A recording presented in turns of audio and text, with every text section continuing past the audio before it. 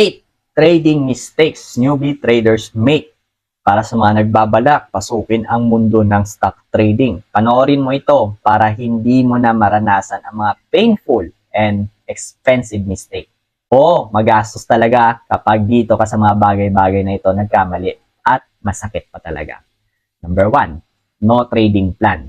Gumising ka lang at kung kailan mo naisipan na mag-trade or bigla mong natipuhan na mag-trade or sinipag na mag-trade, magte-trade ka. Kapag may nabasa ka sa social media mo na mga hype, magte-trade ka. In short, wala kang kaplano-plano. Kung kailan sa tingin mo, nasa mood ka, edi go. Tapos, sundan mo pa yan ng ikalawang pagkakamali na madalas ginagawa ng mga newbie traders ang hindi pag-journal or not journaling. Coach, ano ba yung ibig sabihin ng journal? Ang journal kasi, ginagamit yan ng mga traders para isulat yung mga trade history niya.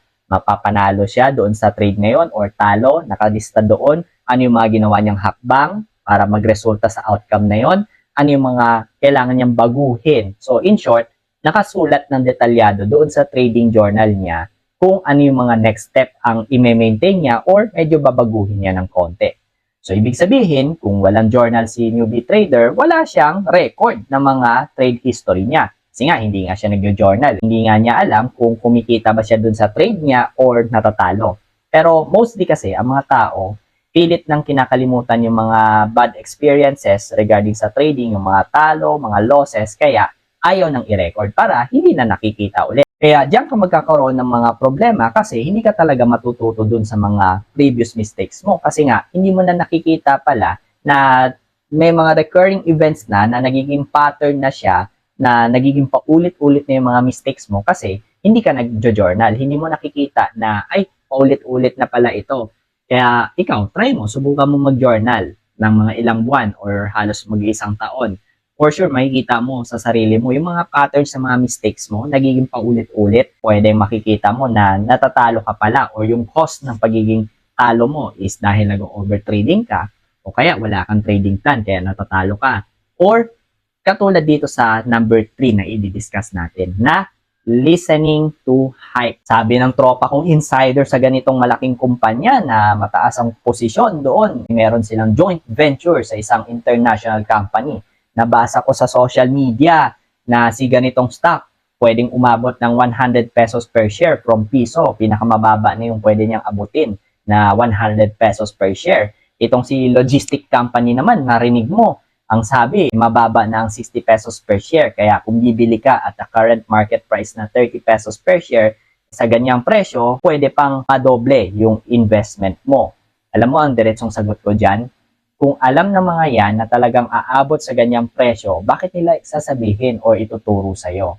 Ikaw ba, kung kunwari may nahukay ka na Yamashita Treasure sa bakuran mo, pagsisigawan mo ba sa mga tao na mga kapitbahay, may nahukay akong mga ginto dito. Siyempre, tahimik ka lang.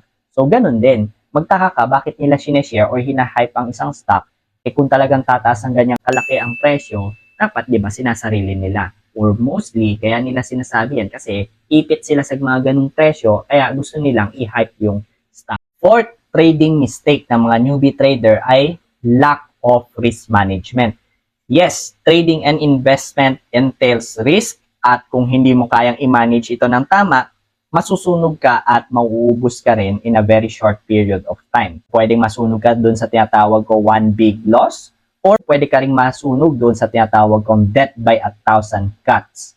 Either way, isa lang ang kinalalabasan kapag wala kang risk management in place. Number 5. Common trading mistakes is ang pagiging emotional trader or revenge trading. Galit ka ba sa market kasi talo ka dun sa stock na ininvest mo or tinetrade mo? Nasayang yung oras at pagod mo? Napahiya ka pa dun sa katrabaho mo dahil pinagmamalaki mo? Papaputol ko yung daliri ko kapag hindi umabot ng 100 pesos per share itong stock na pinagmamalaki ko sa inyo. Dahil doon, galit na galit ka sa market. Nawala na yung sense of logical thinking mo. At ang motivation mo na lang to trade is to get even with the market. Nagte-trade ka para makabawi sa market. Nagte-trade ka para bawiin yung talo mo. Nawawala na yung sense of logical thinking mo. Number 6, not using stop losses. One of the risk management techniques ito. Halimbawa, bumili ka ng stocks at 100 pesos per share at ang sabi mo sa sarili mo, I can only afford to lose 10% or about 10,000 pesos. Kaya kapag nag-trade below ng 90 pesos per share, itong hawak kong stocks, ika-cut loss ko na. Kaso hindi mo nga nagawa. Naubos tuloy ang pera mo. Kasi nga, sabi mo blue chips naman yan. Sabi mo babawi naman yan, tataas yan. Patience is the key. Tataas din yan, nagdagdag ka pa ng nagdagdag. 'Di ba? Sabi mo kasi blue chips, nag-average down ka. Panoorin mo yung topic ko na safe bang mag-invest sa blue chip stocks? Itong video na ito dito sa gilid ko.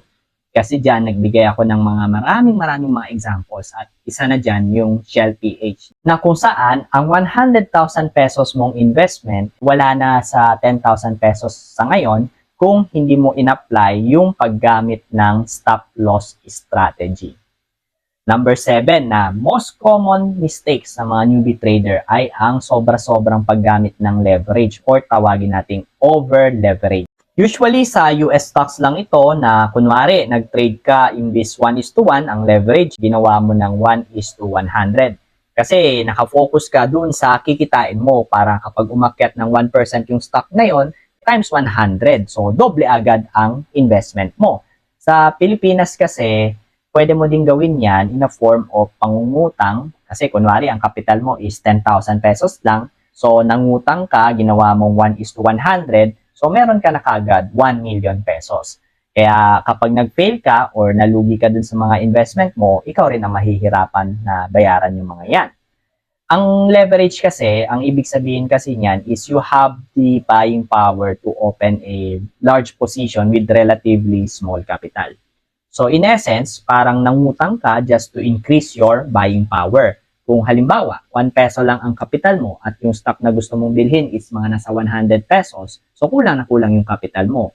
Mag-a-apply ka ng 1:100 na leverage para kahit 1 peso lang yung kapital mo, mabibili mo or makukuha mo yung stock na yon or yung 1 share of stock na yon na worth 100 pesos per share. Ganun kasi ang ginagawa ng karamihan ng mga trader sa US market or sa mga international market. Kaya mabilis din sila masunog kasi isipin mo, kung kumita sila times 100, kapag nalugi, times 100 din yung ikalulugi nila. Ganun ang leverage.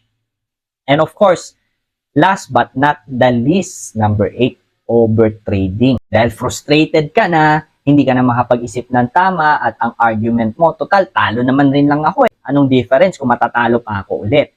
Kaya nagte-trade ka hanggat manalo ka with the objective of getting even with the market, which will cost you a fortune. Tandaan niyo po yan.